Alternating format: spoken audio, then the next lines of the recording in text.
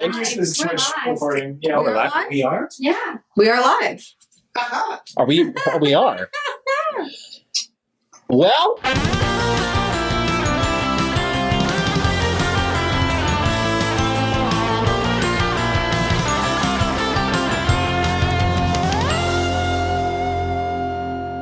That's weird. hey, technical difficulties. Am I right? It's just part. It's par. It happens, and that's we adventure friends. We're no strangers to technical difficulties, but we overcome. We do. Just like the agents of repair. Hey, there it is. All right, so with that schmoozy little and perfect segue, my name is Chris Gavira. I am joined by Devon and Rodney here on Venture Friends, a talkback show for the wickedly successful show Venture Forth D&D at youtube.com/VentureForthD&D. Hi. Hi. Hi. Hi. So Hi. this is a little talkback show. So I'm a big fan. I said this off camera, but I'll say it again. It is wild to be sitting next to you after binging all this content for as long as I have. Because I'm just like, oh my god, the Seeker. Oh my god, Cecily, they're here. The minute you start doing the voice, I'm going to lose my shit. I'm not going to go out the studio. Now start now. Yeah. Okay. Don't actually. No. Please, I can't. But yeah, so first of all, thank you for being here. Thank you for taking time out of your week to do this. I'm just going to get started because that's what they want. Yeah. So first question is a very general question. How did you come up with your ideas for your characters? Was there any specific inspirations? Did it just like spring to life into your mind? What's your creative process look like? And before you answer, I want you to know this question came from Faye in the Discord. Hey. Thank you. I'm gonna do my broken heart that nobody likes, but it's for you, Broken Faye. I don't know. Okay. Why is Some people say it's weird. Okay. Anyway, what's your process? well, Or what was your process? part of it's kind of a very like practical take, and then the other part of it is I like to make lots of playlists, and then I'll just like listen to music and like pick a song that has a particular vibe, and then I'll write for a while. But also I wanted to make sure that when I created Thessaly, that I was creating someone that was fitting into a party of like adventurers that already had like a certain they had like a repertoire of skills, right? And so I didn't want to like step on anybody's toes. Like I wanted to create someone unique that would still fit in and get along with everyone, or like, to the extent that adventurers do, but like still, well, because as we know, inter-party conflict happens. A little bit. And then I think I also just listened to a lot of Florence and the Machine, and then Thessaly came out. Wait, so you have a playlist too? Yeah. I'm gonna need that. Okay. Yeah, you can do that. Yeah, I do. What about you? For me, yeah, it was collaborative with Ethan at the time, because it was like episode 29 or 28 when I came in, and so there were some needs and there were some goals, and so beyond that there was I really kind of thought about like what I hadn't played much of. Like I'd never been a cleric at all. Like one time been a rogue, and I kind of wanted to explore that further. And then from there it was what kinds of ideas and concepts that I had heard listening to Venture Forth that I want to play with personally, like with the god stuff and inside of the world. So that's vaguely my process. Yeah. That both great answers. And to kind of dig into what you said, quick we'll throw out to the audience, we are going to be discussing everything up until episode 130. So anything that we want to talk about is up for, talking. But based off of what you both said, you guys came into a already existing campaign. Yeah. That obviously has a lot to deal with because you can listen to the show, the characters that are involved, you get to slot yourself into that as a new character. Mm-hmm. But then on top of that, you had a DM swap out. Yeah. Which was more difficult? And by difficult, I mean fun and exciting. Yeah. No, I know. Yeah. Do you have an answer? Yeah. Starting, like jumping in. Talked about it a little off camera, but just I really loved everything about the show, and being asked to be part of it was cool. And then sitting down was almost overwhelming. So like, that was harder for me, like because I had to convince myself that I was qualified or okay to be there and like actually, you know, be a part of it and not just be a fan of it while I was in it, which is hard to do. Like there are just moments where I'm sitting there like, I'm watching a masterclass in role play right now. So it's that was the hardest, definitely. Thank you. Yeah, I mean, and maybe I'm gonna throw some like laurels to Seth here because he just made that transition so easy. But I was definitely more anxious to like get to the table, and mostly I was afraid of my character sheet because I had never played a paladin before, and I was coming in at level 9. What? I'd never played a paladin before, and I had only ever played in a campaign. You're freaking out. A little bit, yeah. No, well, I mean, I had a difficult relationship with the paladin class, but I don't anymore. And we're fine now. We've made amends. Have you? You know what? Fair. Actually, be fair. That's valid. Maybe we'll see. We'll see where it goes. But yeah, up until that, I had only ever played like the highest I had played was level 9.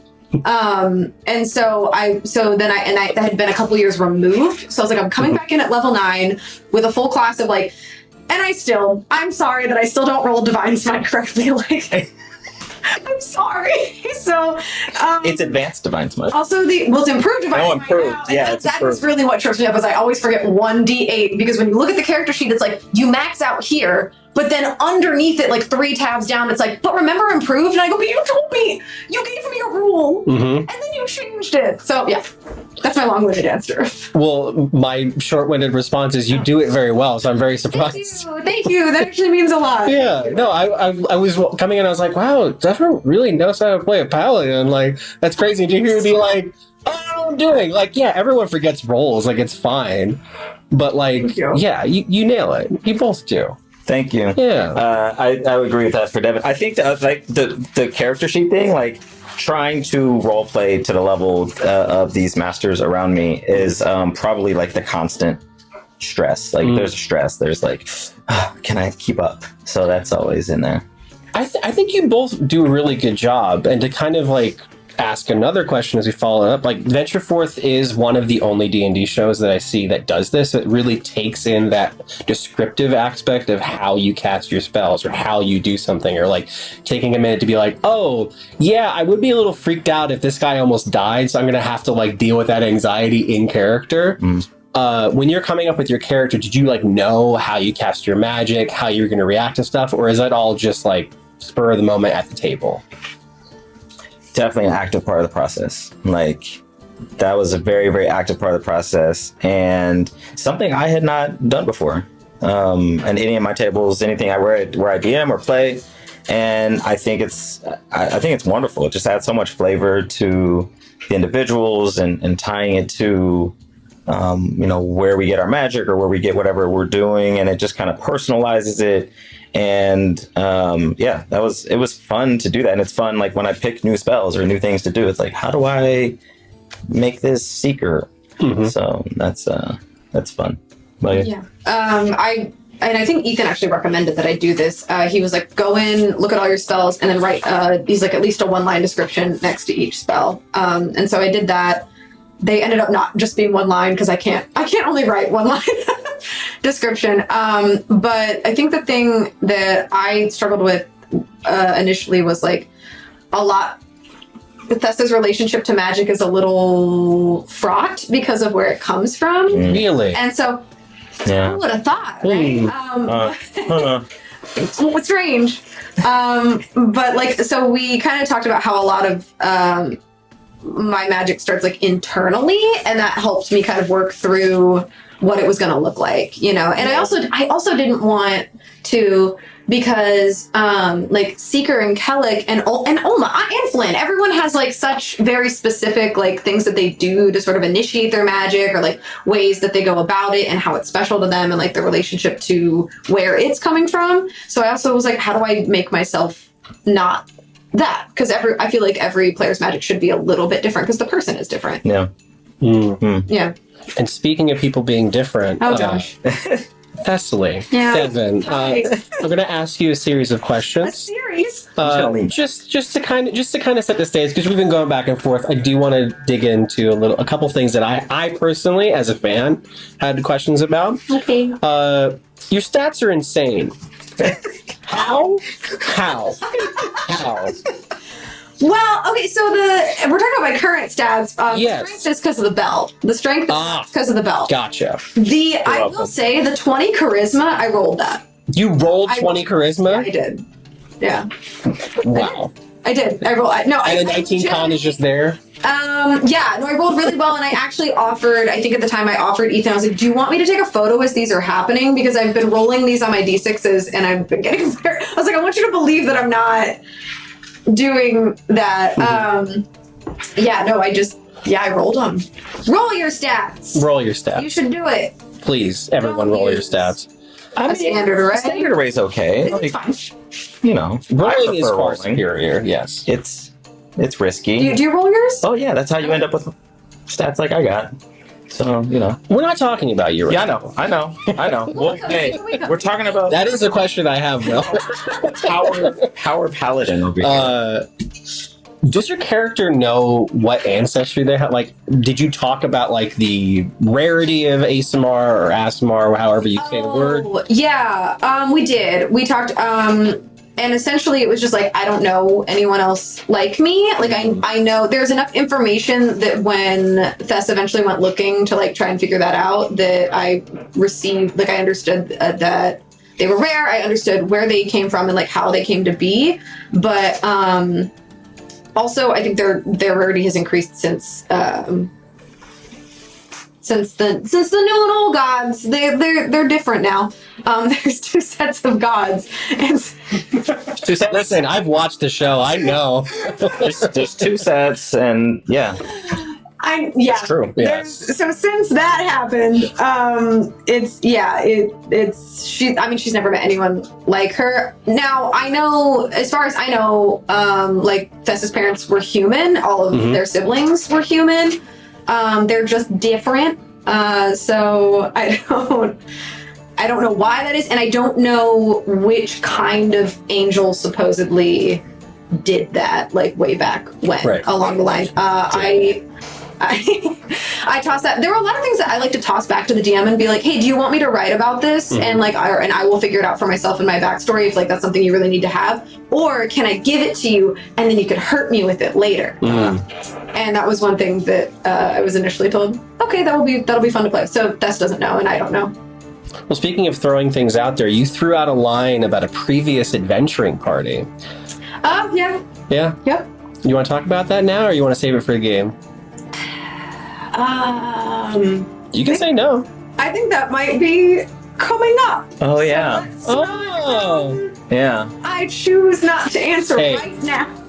Here on Venture, we can plead the 5th here on Venture Friends, and we will. A relevant question in the chat. I cannot see the chat because it went to sleep. 1, 2, 3, 4. I'm just gonna post. Should we shout it out? Yeah. Shout it. Well, hold on. I like that. Or even The gallery. Hey, Seeker. God, I'm doing it. I told you could do it. I know. I just don't want to. It feels weird. But I might answer as secret. But so we will plead the 5th on that one. I'm going to very quickly open up chat. So maybe watch episode 131. Hey, streaming on Monday, I believe. Yeah. stuff is happening. Next week? Oh, hey, guys. Monday is harking back, baby. Monday is harking back. Oh. I love the harken bags. Oh my! I'm gonna throw a plug for the Great Harkening because we're here. Yeah. Just make sure you just watch. You All can right, just it's watch taking it to too long to refresh. shut it out. Okay, Thundersledge asks, what made Devon choose Paladin for Thest? Was it the oaths, the RP possibilities for the class, or both? That's a great question, first off. Thank you. I will actually, can I say this? I don't know. This was almost a warlock. Yeah, this was a warlock. Because Did not know. yeah, I didn't tell anyone that. I think Ethan would have been, because we had just, I was like, I don't know, I'm so lost in what I want to do. Paladin, and then I specifically chose Paladin because of Oath of Vengeance. I don't think if Oath of Vengeance was a subclass, I don't know that I would have stayed on that route. But I just really liked the RP possibilities. And I really felt like we needed a role for like another sort of fighter aspect, like a more, I mean, not like a literal fighter, not like the class fighter, but was fighting could person. fit in well with the group. So I was like, well, Paladin, they have to take an oath, and then I thought it would be more interesting RP wise for me as like a person, as playing this character, to do a paladin who was like reticent to take their oath. Rather than, because like warlocks already have very complicated relationships with their patrons most of the time. Right. Paladins, in my experience of things that I've watched and played and read, usually don't. And so I was like, that sounds like a little, sounds like a little fun. Do you think that Thessaly's smite comes from their oath, or does it come from their god? This is a question in chat. I'm just rephrasing. I think it comes, well, everything she does kind of comes from Fenra, right? So, well, do you know? I mean, I would say I'm gonna say it comes from the oath. I like that better. Yeah. Cool. Yeah. Yeah. So we will get to you. I'm so sorry. I'm enjoying this. I'm good. Are you of the opinion that if a paladin breaks their oath, they just lose all their stuff? Oh yeah. Could Fenra ask you to do something you're not cool with? Like, I don't know, stab a half-drow man somehow? Oh, Oof. Well, okay, and so Warlock territory. Wow. Hey, wow, you could get your wish. Fenra's been pretty vacant in terms of like there was an agreement and it was like, hey, do these things, and Thess was like, why? Sorry, no, I'm. What I do? I keep checking to see if I can get reactions. I'm sorry. You go.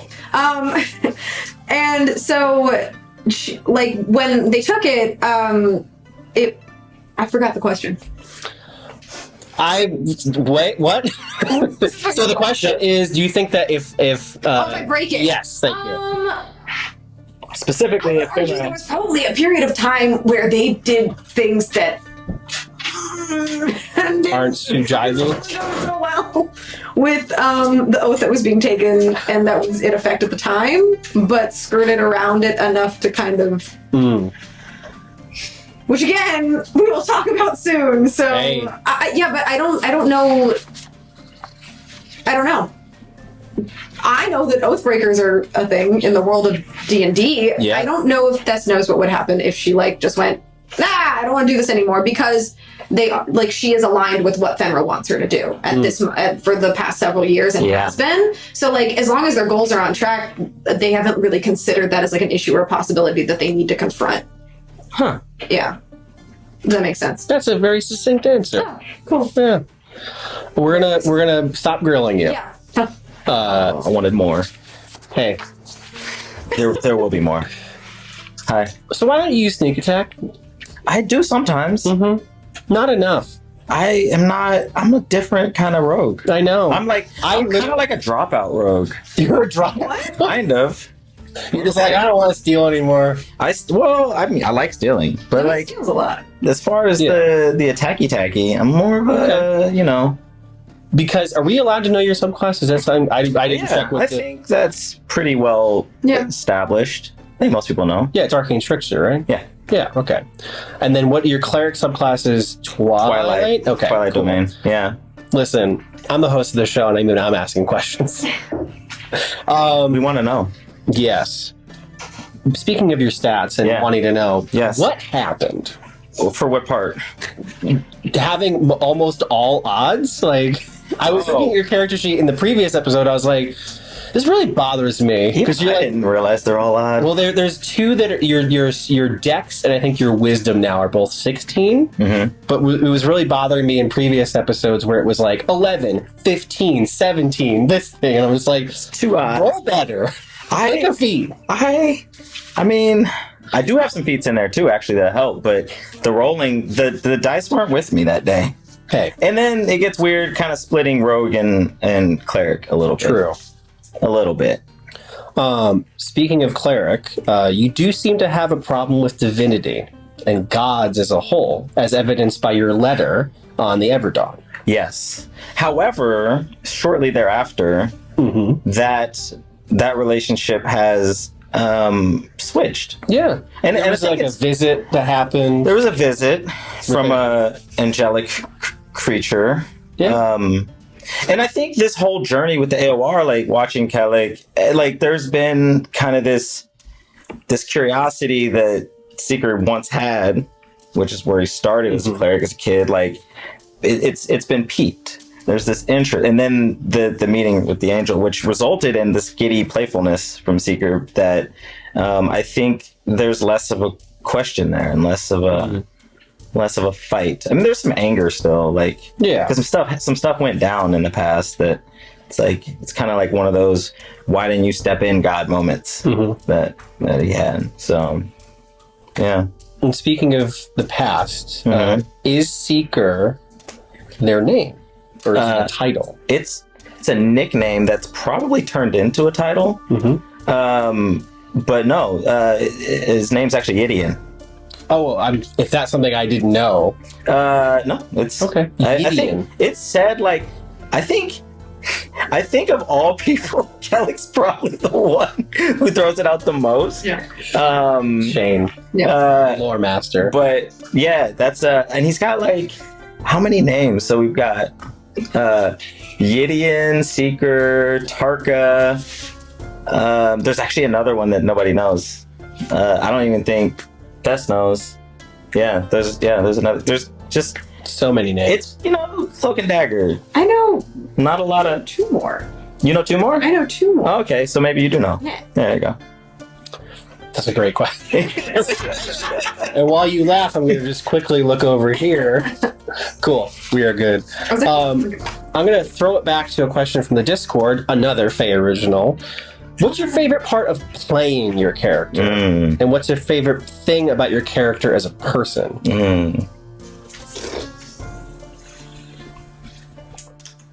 21 strength's pretty great, gotta say. I mean, that's kind of nice to like. Yeah, I do like being buff. Yeah, that's nice. Being super strong is really, really great. Yeah, that might be like my favorite thing about Bess is their ability to just physically.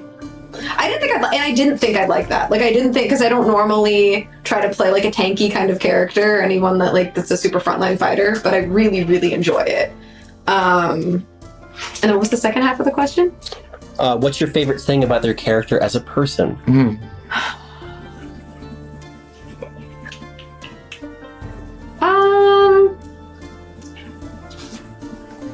I think that I wish that sometimes I had like Thessaly's confidence of like belief. Like they really know what they know to be true, and they're not going to let anyone else tell them how to consider something or like what and that can be a little bit of stubbornness, I think, but just a little. But like that surety of sort of having that internal compass is very reassuring to go back to when I roleplay. So. I will wholeheartedly steal from Brandon Lee Mulligan right now, and that is a reason why they switched wisdom as a casting thing for paladins and charisma, because it's not about how much you know, it's how hard you believe it. Yeah.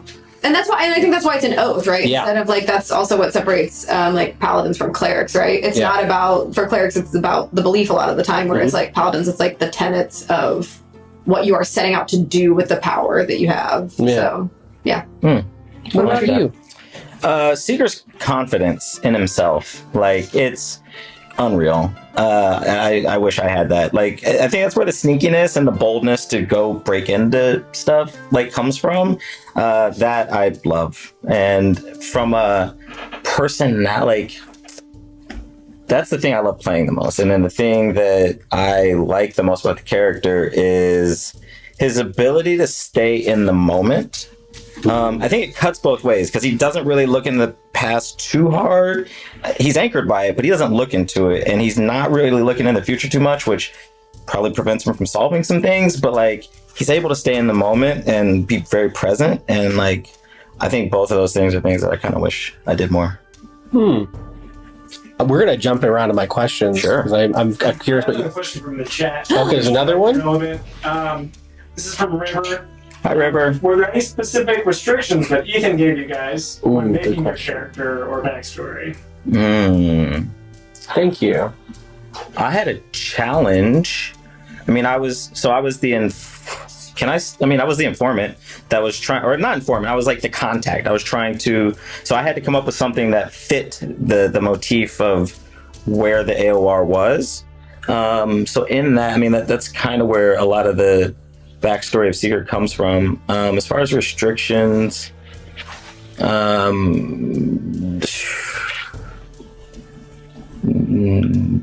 don't remember. I don't think I had any specific restrictions. Did you? No stat under 10. This was a while ago. I'm trying to Roll better. roll better. Restrictions were- My restriction was roll better. That was actually trying to be helpful. That was a restriction. Yeah. No, I do think that we were on the same page about trying to fit a class. Like, we did have a conversation where, because I did bring up Warlock, and he was like, yeah, that would be fine. He goes, we're pretty like magic heavy, but I mean, paladins are casters also anyway, so they could end up being Casters. well, they cast. They can't cast a spell. Yes. But it was kind of like, I definitely, we were on the same page of like, he's like, maybe don't be a sorcerer. Maybe don't Yeah. be. I definitely couldn't be a cleric. Actually, I think that's the one thing he said is We're done with clerics. No cleric. We're done. No, stop, stay away from it. And I was like, oh, sorry. So, not that I. Yeah, I mean, I guess that was like guidelines. Like, we're really trying to have very like unique individuals that don't that aren't the exact same as somebody else. So even though I was cleric, it's like, well, what kind of cleric is Seeker versus Kelix? Like that was a thought, right? Like, if I was going to be a battlefield cleric, that wouldn't make any like it's like. Also, you have way more levels in Rogue than you have in way Cleric. more. So Yeah. like that brings a different like flavor to things. Yeah. I feel like so. Which is, I mean, that's kind of where the conflict that Seeker ends up having with his gods, and like it kind of it definitely played into like why I chose to go more rogue than cleric. But who knows? Maybe he'll flip it. Maybe he'll get some more cleric now. Yeah. You know? I thought you were a much higher level cleric than you were. Oh, and yeah. then Shay was like, oh no, 3. Baby cleric. Baby cleric. Yeah. Yeah, the listening narrative. The listening narrative, like, I was like, yeah, he's gotta be like 8th level cleric. Like, this is like, I'm just like, nah. No. Anyway. No. Not a lot. We have a fairly deep question. Oh, we like deep. From Marinicom. Thanks, Marinicom. Hi. Kind of a deep question. The AOR is incredibly considerate and accommodating to Thest's visual impairments. Where does Thest fall on the disability scale of this is an injury / something that's happened to me to this is a part of me is synonymous with my worldview? That is a wonderful question. So Yeah. thank you, Maricom. Yeah, that's something that I've thought a lot about actually, and because we write to each other about stuff that We do. share. That's a thing. Since we came in. Well, you were before. That's like my secret favorite thing. I do think it's definitely one of those things that like, and also trying to put this in the world of like the world of Elbor is very dangerous, right? And it's very unforgiving. So I definitely think that like Thessaly has come to terms with it and doesn't necessarily see it as like a negative thing or anything like that, but understands that like other people might use it against her, and that's where like the reliance on Seeker comes from, and that Seeker was actually one of the very first people that Thessaly like trusted with that information. But it's you also figured it out. Gotta figure it out. Like, I mean, I think that's it because it's interesting because you didn't really bring it up. No, and I don't bring it up in because like it's not something. Because like with the kind of background that I've kind of constructed, it's like you don't because then an enemy could use it against me, right? Like Sure, you realize. sure. So they can see out of their left eye, but and they can actually see fairly well, but it is like distorted in the way that like a cataract or something might distort someone's vision, like early on before it gets like to the point that someone needs to have those like removed or whatever. So it blurs the vision. It affects like how much light is transmitted, but it doesn't necessarily. They are not like fully blind in that eye. But it is not the same as seeing out of the right eye. And for Seeker's like experienced combat situations that are not experienced in the AOR where it negatively affected Thessaly. Yeah. So for Seeker, it's like a kind of like a brotherly protection kind of thing to watch Thessa's left. Or at some point share with Kellic that maybe he should. Or could, in case, stuff happens. Seeker never goes down, but if Seeker did. I've also kind of noticed that, like, because I was listening back, and I feel like watching my left has almost become now also like a metaphorical thing as well for like when Thess needs assistance, like in general, like when Thess needs like a little bit of help in whatever area. It's like maybe we should watch their left. Wow. Like it just. All the metaphors. Yeah. There's layers. There's levels. There is layers. There's levels. Yeah. And on that kind of inter-party kind of thing, I'll ask another question, not from our chat. Thank you so much, chat. Thank you. Who's your favorite person in the group to RP with, and why? Oh, favorite person to RP with? I know this answer. Who's your favorite? Oh man, it rotates so hard. How about right now? Right now, it is.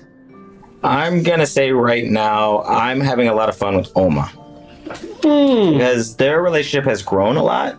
There was a dark period where Oma just straight hated Seeker, and he did not know why. But at the same time, he kind of like got it, and he was like, cool, whatever, like angsty kid, it happens. But like recently, there's been a bonding there, and a lot of it's not even like, I mean, it's RP, but it's not spoken, and so that's been really fun to grow that, because like Seeker sees a lot of himself in Oma, and he told it to Oma once, and she's like, "We're not the same." And like, well, no, we're not. Fine, and then it's like, yeah. So like for Seeker to have that connection, it's very cool. So Oma right now, yeah. Heart me some Ohms. Hey. Okay, hi. Hi. I want to say I love RPing with everybody. Sure. But of course, the obligatory. But of course, it's Kellic, it's Shane. So yeah.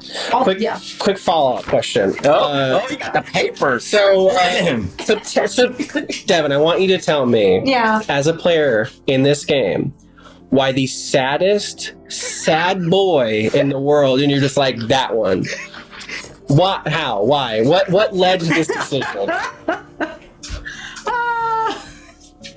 Well, okay. I feel like it's why? Why? I'm interested as well. I'm very interested. Yes. Well, I can fix it. There are several reasons, but like one is that like there's a lot of me in Thessaly, and I think who doesn't enjoy a sad boy? You don't enjoy? I mean, Seeker's kind of sad too. Seeker star? Oh, a little bit.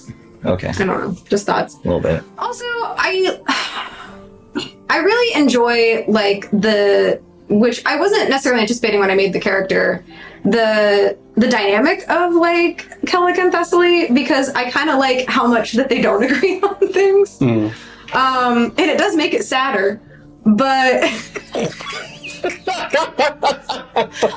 We figured it out. She loves sadness. She loves sadness. They love sadness. I do, and anyone who knows me knows that I cry like 4 times a week. So it's on a light week. I mean, on a light week, that's very that's light work. And sadness is a great emotion. It's great, and it's I don't know. I just think that. I think that there is like an altruism to Kellic that is also like very interesting to unpack in the way that he kind of perceives generosity and kindness. So it's to a T. I remember screaming it to no one because I was just listening on my headphones when he saved Artemisia. Yeah. Like, what are you doing? She deserves death. And then like almost gave her a worse fate because she's just hurtling through a void in the middle of nowhere. she's undetermined.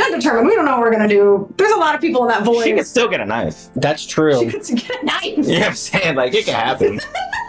I got an invisible mage. Hey, so but like the Catholic thing, like I kind of get it though, and like I see it, and then we've talked in our like stories and background. Like I kind of get it. Like he's super like I don't know. He's like I think I've said it maybe to him, but he's like aspirational. Yeah. Like he saves Artemisia, and a Seeker's like, why?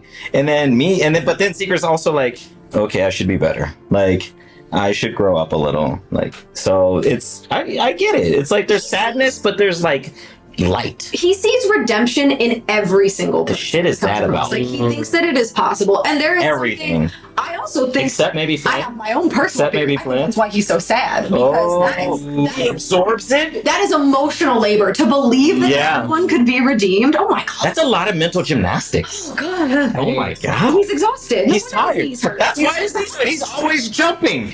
He's always doing a triple lutz. Oh, Yeah. great. But yeah. We're just gonna look at each other and pretend Shane's not right there. Where is he here? I don't know what you mean. Trying not to make eye contact. Just like don't look at him. Don't like if he's. I do hear you though about the whole like sad boy thing, because when you were the whole Brim thing, I was like, yes, that makes sense. Right? He's a fast, attractive man. I get it. He carried him into the tent. Oh, Into the tent and he kept him warm. I was Hey. like, where are we? It makes sense, and it made so much sense yeah. that when in game, I get a note like, eh, like. Was it? Wait. like- Was he the physical? He's like, I wrote it in my. Yeah, she wrote it in her journal. Like, bro, it was like showing it to it was like Yeah. Breaker, and I was like, I mean, first I was just confused, like, what the hell is a? What is Is that a what is a beaker breaker? or is it a like what is that? And then I was like, yeah. like it kind of it all tracks. Like, and then talked to Seth later, and he's like, oh, yeah, I guess so.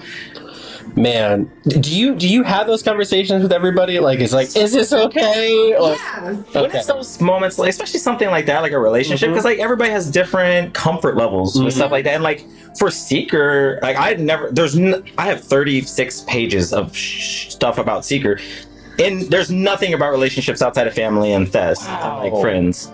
So I had never thought about like what was his romantic stuff in ever. So Wow. it was helpful that she brought it up and that we talked about it. But yeah, It was also a fun conversation. it was fun. It was a very fun conversation. Nice. We had like a long conversation over Thanksgiving. Yeah, it was Voice memos. We traded voice memos. So many voice notes. Yeah. Oh, excuse me. That's like our metagaming is like, ooh, are we shipping? Are we? Yeah. Shipping Session. I love a ship. But I kind of have you noticed like the shipsmanship between Thessaly and Seeker? Like there is yes. like it's like you're gonna okay, your turn. What's your turn? And no, and we're like ribbing each other the whole time while it's happening Yeah. too. Because like I loved having that moment with Brim of being like, all right, it's fine. Break his heart and I'll kill you. I'll stab you. I'll break you. Ugh. Speaking of ships, the only ship that'll never sink, Oh. friendship. Oh, True. How do your I thought characters? you were gonna say the Howard Dugan. Oh. Let me ask you a question. Sorry, but friendship's the right answer. Friendship is the right answer. How do your characters complement each other outside of this relationship, or maybe inside this relationship? We'll talk about this. Within the party, are there any special moments that, like, your abilities or your RP really synergize that you remember? RP or like Just abilities. anything. Yeah. Yeah, there's been some cool ones with like Seeker will fairy fire something, and then Kellic will do that thing that what is it like? Path to the grave. Path to the grave and then Flynn will do some shit, and it's just like 4,000 points of damage. Like that's fun. Yeah. There's been a couple of those. What else we got? And in terms of combat, I feel like that happens frequently. I also feel like I love when Olma will like just become a cannon on something and then someone will get the killing blow. In terms of like, in terms of like how we complement each other like within the party, I feel like we're all kind of the archetypes of a family a little bit, like of a more like typical family, like Alma's right. Alma is the child. Okay. And Kellic is the dad. Kellic's definitely the dad. Yeah. But is the child Oma? The child is Alma, but it's also Flynn. I'm gonna say there's two kids in this relationship. The older child is Oma, right? Yeah, I do think Flynn is the younger sibling in the Definitely younger sibling energy. Yeah. Very specifically the younger boy sibling. Yeah. Younger boy sibling, Yes. and maybe that's why he's like reaching out for things Yes. to get attention. And I think Seeker's the cool uncle. Okay, yeah, Yeah? sure. Yeah. And so Tess is like That's his mom. mom. That's his mom energy. But Tess has had mom energy their entire life, so I think that's actually super accurate. Yeah. like it's Burdened with mom energy. They from day one. Yes. They didn't ask. They received. Hey. So we get what we get. Yeah. Yeah. But I think we all kind of like create this little quirky unit together when that happens. So Yeah. because I also think it's why like Flynn will go to you for things that he wouldn't necessarily be able to go to Can share anyone beer. else for, to be honest. Yeah. Yeah. He doesn't really go to. I have to go to him, but What about- he will share once I've pulled enough. Yeah. But he doesn't always. No. And It's, he should. it's more. scary. We'll get there. We'll get there. We're getting there. Demons and things. He's got a No. contract. Yeah. D&D. Demons. Yeah. I've got a question, another one from Maricum, who is also I like how we wave, our, like our fantastic artist in our Discord. doodles for days. Love it.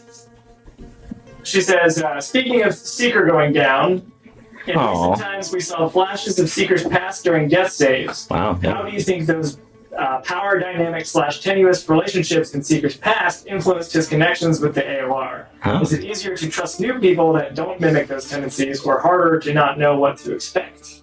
Wow. Wow, we're going deep. It's a great question. Deep cuts.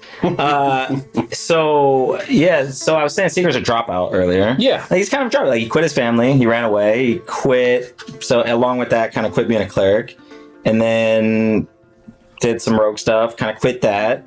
Met the AOR, and like, I think all of the relationships in the past,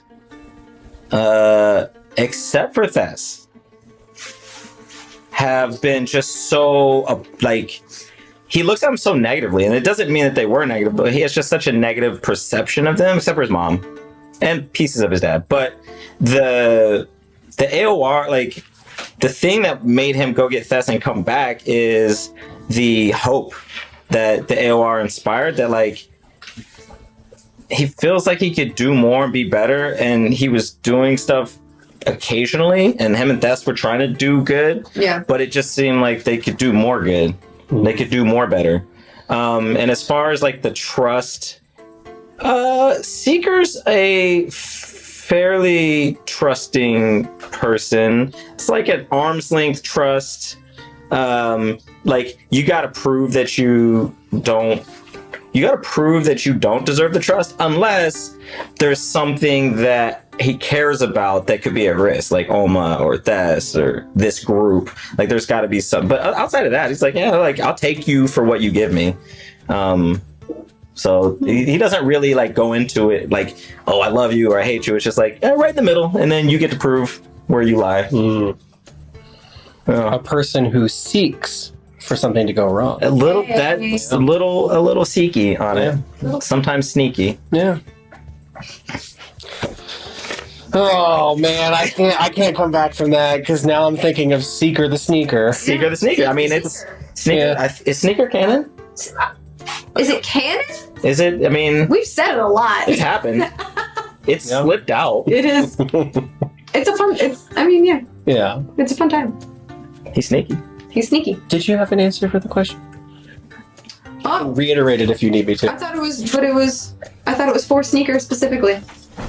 Is it? I don't know. Yeah. Hey, we'll move on. That's the glory of the show. We can do whatever I want. Glorious. Really not. Moving on to handling player decisions. How has your character reacted when faced with decisions that changed or challenged their personal beliefs or principles?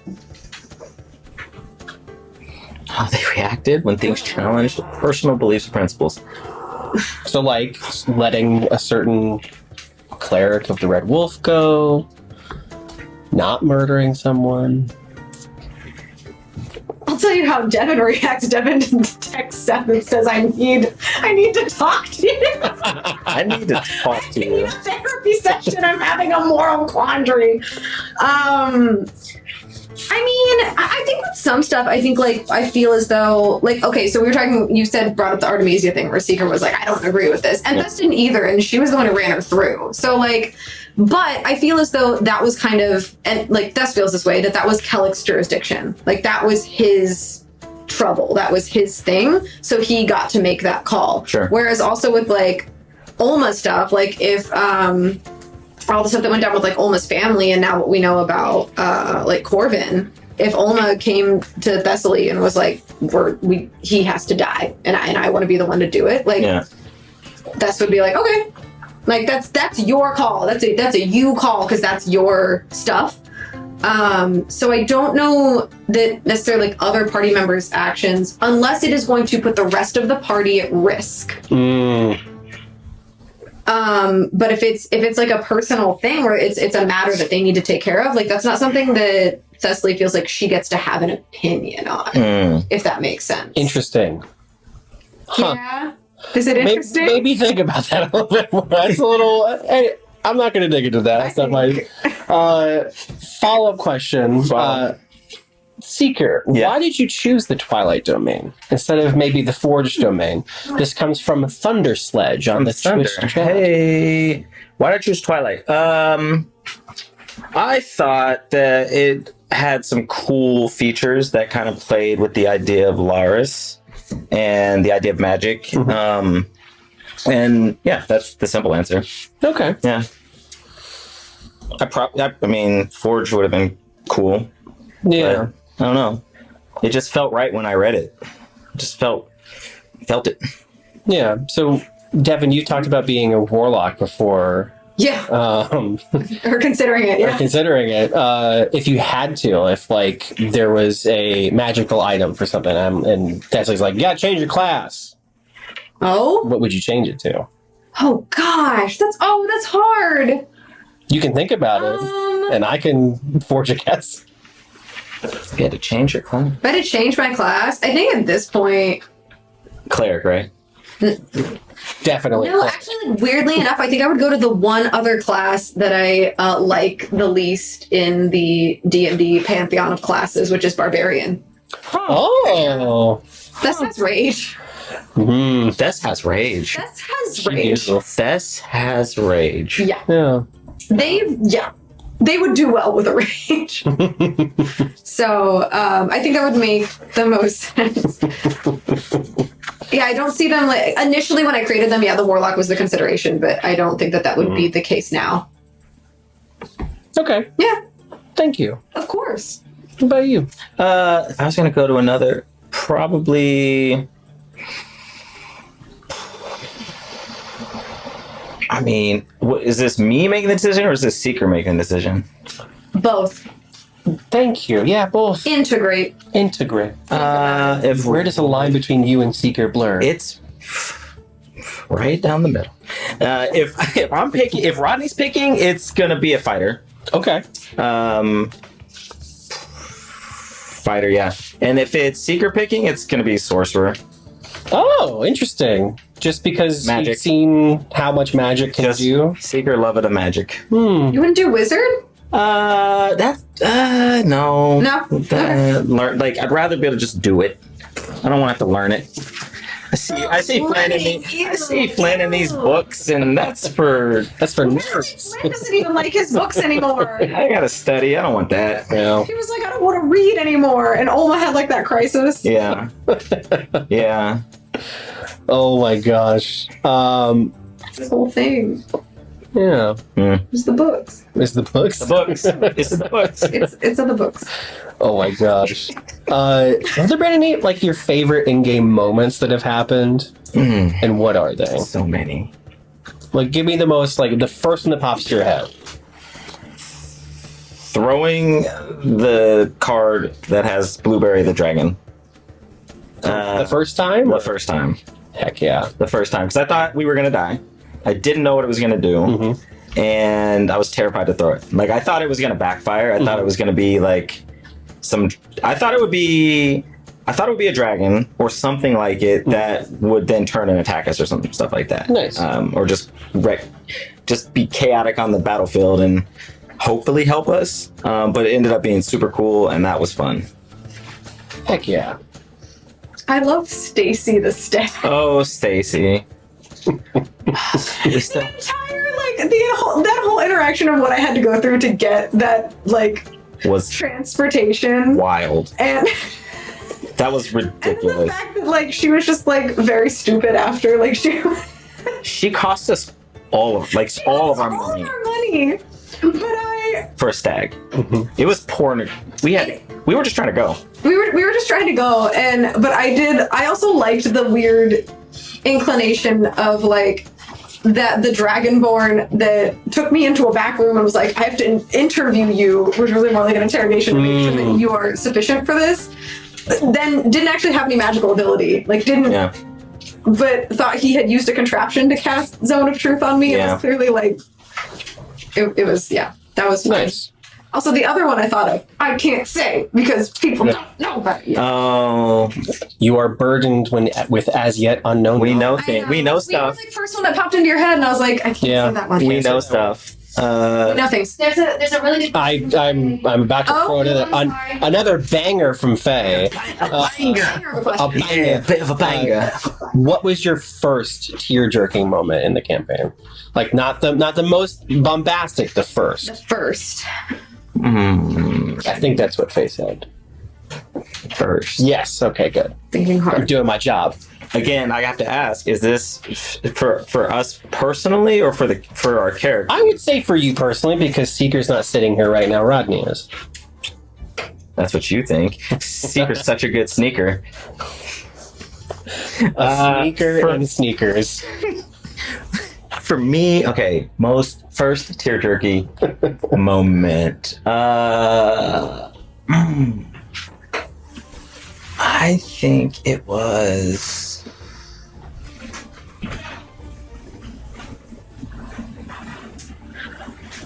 I don't order events in my brain. I was like, what came first? Yeah.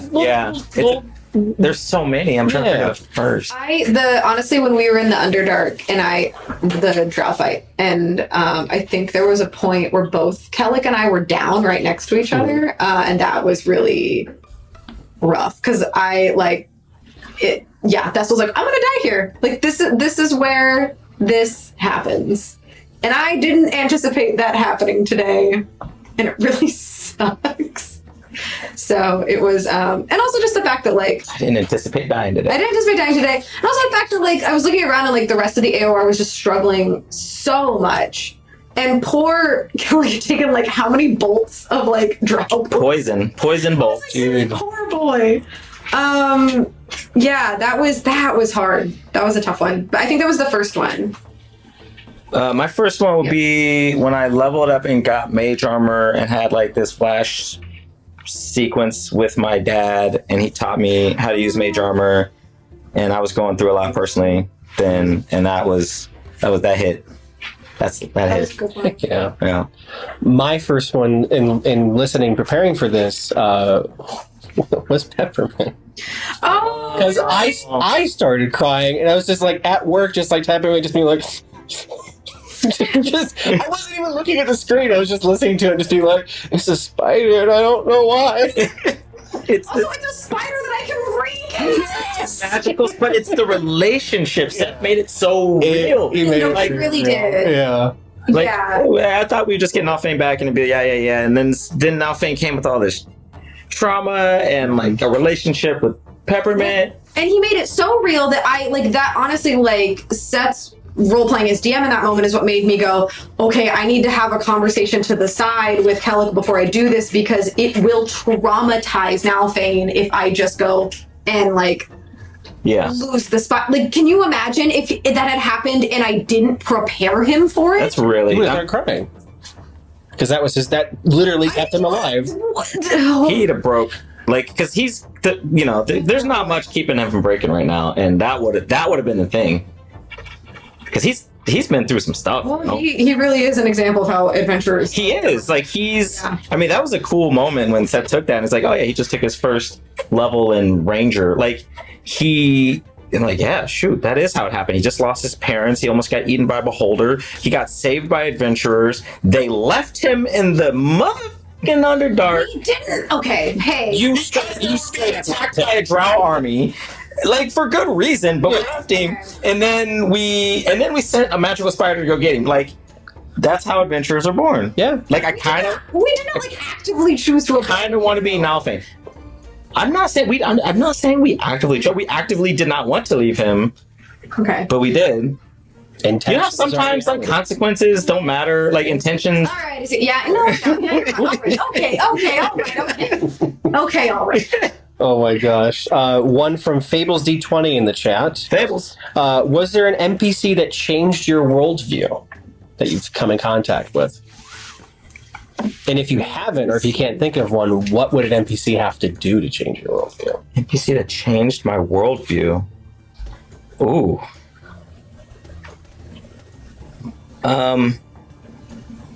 Brim. I mean, my worldview of Seeker, yeah, but like the Elbor, Corbin, Really? Corvin, some evil that exists and must go. Like, that dude shook me to my core, and like for me, there's no conversation about like, oh, do we lock him in a cage, or no, this like gotta go. Yeah. Like that because like I think Seeker's been on the fence and like trying to figure this whole conversation out. Like, what do we do with all these bad things and that are semi-bad? Can they be redeemed? And like, I don't think there's any redemption for that thing. Shout out to Corvin Amber. Shout out to Corby Amby. My favorite fan theory is that There's a fan theory? There's a there's a fan theory on Corby. I don't that the phylactery is an amberstone. Oh! Watch Seth take that. That would help. Let's look for a reaction. I do that all the time, by the way. Like, I can't help it. If Seth's in the room and somebody says something, I'm like, You gauge his reaction. always. Yeah. Always. I'm always watch your DM. Yeah. Always watch your DM. There's little tells. There's like little, even when they don't think there is. My players used to get me drunk and then put me in a hot tub and be like, so what about this? And I'm just like, I can't leave. Like, I can't leave now. I can't leave. Leaving's always an option. Captive audience. Yeah, but I'm in a hot tub and I don't want to get I out. just want us to get out. It feels good. Soothing. Do you have an NPC that you changed your worldview? Again, I don't want to say changed, because again, like, I feel like this is pretty fixed Sure. on their worldview. But like, weirdly enough, I felt unexpectedly shook up by when Flynn had to go through all that stuff with Chaff. Like, that was a lot, I felt like, to witness, because I had to watch like Flynn's faith in his collective get broken down a little bit, and that kind of, I don't know, it made Thessaly think very deeply. I don't think it changed anything, but like, I wasn't expecting to kind of like experience that vicariously when we did that episode. Yeah, but outside of that, oh no. I gotta give a shout out to Thalis, because that whole Probably did. dialogue has, like, I think Seeker's riding with it, and like, it's not come to fruition yet, but I think like that's just simmering, and it's like, oh, like the old gods are the true gods, and it's like, I think that's solidifying in Seeker somewhere. I gotta throw my own thing in here. Throw it. Couldn't that be a lie? Couldn't that be them trying to be self-preservant? It could, but like, the best lies have some truth and also are rooted in something that you want to believe. And Seeker wants to believe in Lars and in the old gods. So could, for sure, yeah. I think that's where we really differ. Yes. Yeah, because I think like for the most part we're like skeptical. Like, Thess and Seeker are both like kind of on the skepticism spectrum, but like, you want to believe that we come from opposite ends. Like Yeah. like the moment of skepticism, the thing that caused our skepticism is very similar. Yes. Yeah. But I came from like I was in the choir. I was Yeah. the head of the church boys. Yes. Yeah. I wanted to be grandma like cleric. Yeah. Until I didn't. And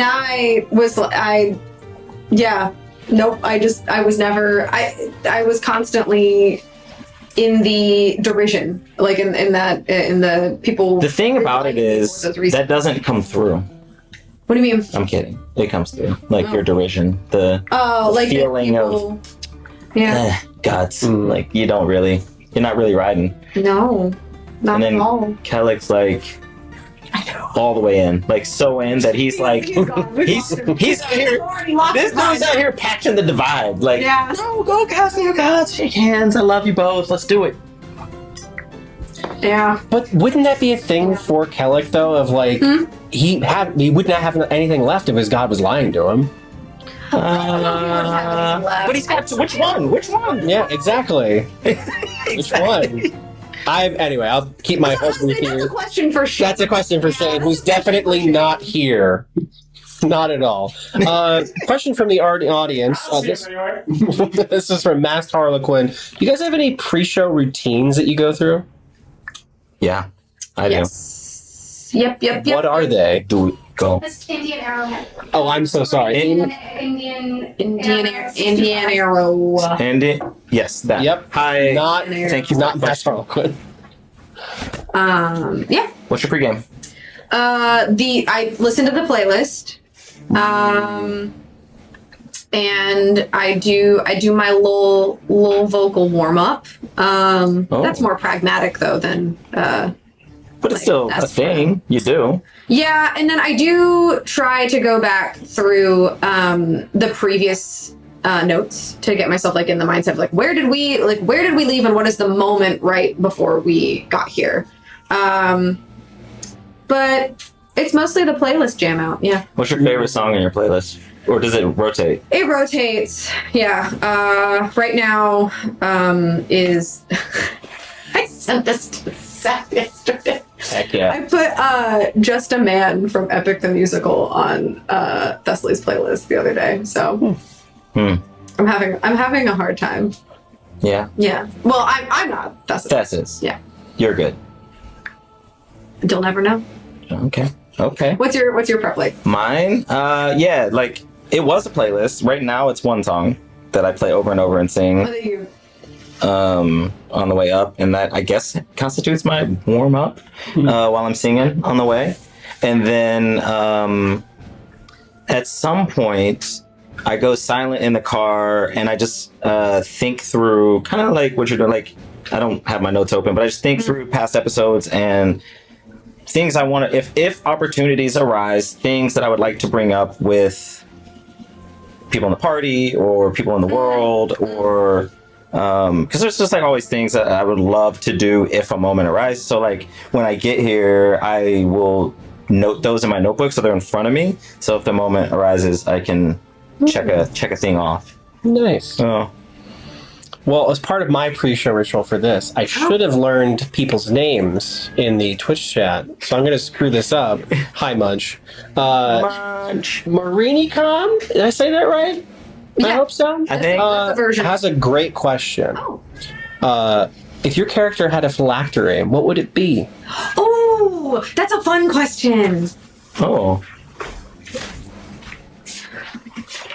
Oh, it would be Thessa's portrait of her family. Oh, Wow. cool. Yeah. Love that. Wow. Would. Like if we're trying to demarcate something that is like my whole soul that is valuable, like fully like illuminated and like a very obviously like nice frame, but yeah. Yeah. Would it be on display or hidden, or hidden on display? I mean, I would logically try to hide the phylactery if I had made this choice to become a lich. Lichy lich. I would hide it, but I mean, actually, it's kind of hidden now. It's like in the back of my sketchbook, and I don't really show it to too many people. So, yeah. Yeah. What about you? It would be a magic item, undetermined. Like, it would have to be a very high value magic item that was stolen. By me. That you stole. That I stole. That you stole. That I stole. Yeah. I'm thinking like a really cool dagger. Could it be Brim's heart? Ooh, that's dark. But if I'm gonna be something if I'm gonna be a lich, Yeah. I mean, that's actually kind of cool. Hey. Now I'm kind of thinking like, Yeah, now evil sneaker. So oh, Evil the dark arc, the dark sneaker. Brim, I have a little question for you. Can I have your heart? can I carve out your heart? Could he keep it? Like, would that work? Would he just turn? I don't think that. Would that just turn him into like an undead thing? I Like, mean, is that's that- a question you could really ask. I think Lich Seeker would have to ask that of himself. I feel like Ooh, another good one. there is another good one. Are There's you another worried as players to be fighting a lich? Yeah. Another good Yes. question from Indian Arrow. Yeah. Yes. Yes, Yeah. it's Yeah. big scary. I'm worried about the thing in Flynn's head, which I don't think is it as powerful? I mean, they're probably, We don't know. Like, Yeah. we don't. yeah, super worried. Otherwise, I'd have punched him the first time we saw him. Like, yeah. Yeah. Although we've established that Seeker doesn't sneak attack. I'm just I- trying to I know. Just more. More. We want more. But speaking of more, Terrible Tundra asks, is there, you guys rewatch the episodes? If so, what's your favorite? Oh. Yes, I do rewatch the episodes because I provide closed captioning. Oh, cool. So yeah. But a favorite out of 130? Yeah. Oh. He did add the addendum of that you're not on. Oh. Before you're on the show. Oh, okay. That's easier. Oh. Oh, yeah. I'm not gonna remember exact numbers. The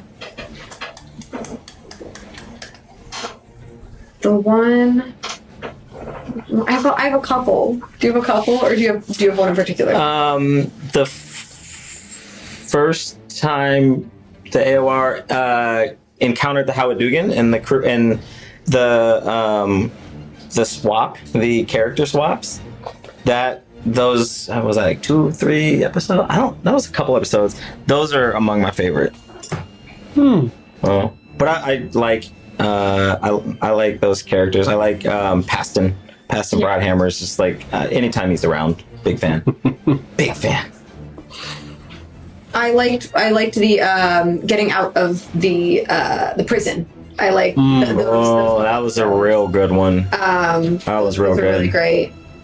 Yeah, That's right, because that's when Oma freaking banished freaking big bad guard dude whose name I don't remember. when I think Ulma didn't she like kill a guard or something? Yes, she did.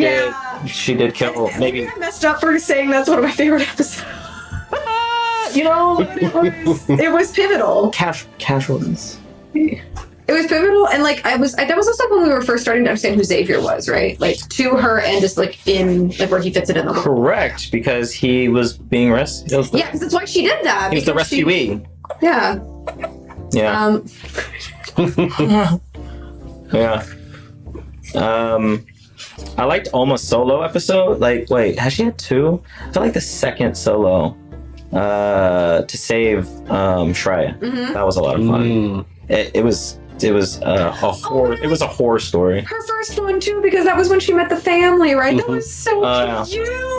Yeah. Oh my goodness! And she made friends with like the two little kids. Yeah. Oh yeah. Yeah. That was really good. The line from that episode that stands out to me is I would never think it was just normal to have a family. I I was know. like, Well, there's a tearjerker.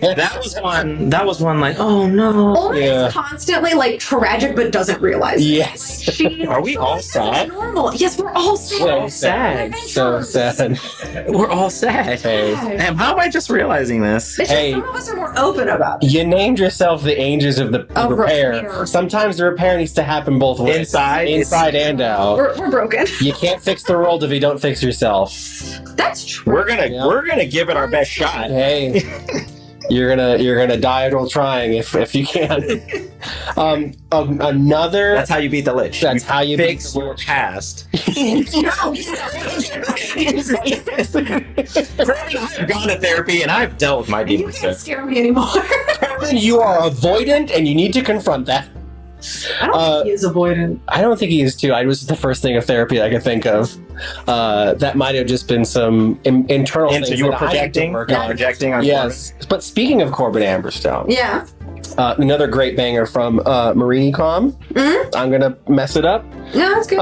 but Corbin Amberstone, we've established. I agree with you. I'm saying we. Is one of those need to go enemies. Are there any more that you can think of, or are you starting to believe in that kind of like gray area of redemption? Yeah, I can think of one. I think a lot. I mean, look, this is a whole ass conversation. Like, yeah, there's others that need to go. Like, I feel like I give Artemisia points for like, she also shattered my worldview a bit, and so I feel like I give her points for like dropping that, but also like stab. What's his name? Freaking Flynn's guy.